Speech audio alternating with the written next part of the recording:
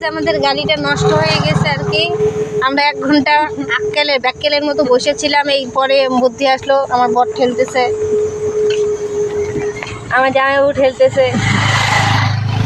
আমি আর দিদি বসেছিলাম। দিদি বলছিল বাচ্চা নিয়ে বসে আছে, ও বলছিল যে আমি একটু ঠেলি।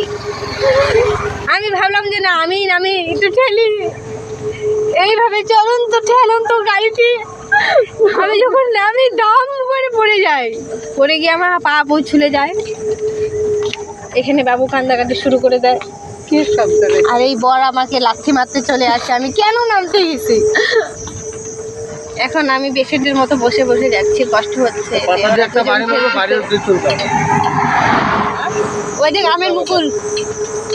যাই হোক, কি বাবা?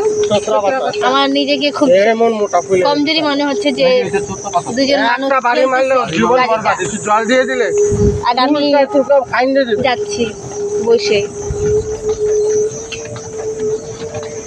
কি বলবো, হঠাৎ করে গাড়িটার এরকম হলো। নতুন ব্যাটারি লাগানো হয়েছে,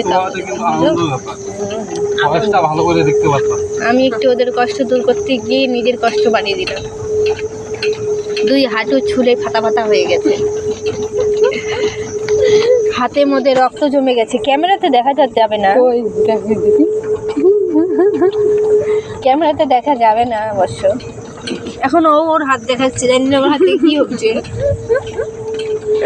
আবার কি ঝুলতেছে। ভাই যাই করেন তাই করেন, টোটো কিনেন না। আমি বুঝতেছি। আর এই যে এই মহাপুরুষটাও বুঝতেছে, বীর পুরুষ। টোটো কিনবেন না, ওই টাকা জলে ফেলাই দেবেন। তাও ঠিক আছে। কি যে আমি জঙ্গলে ঢুকে দিতেছে।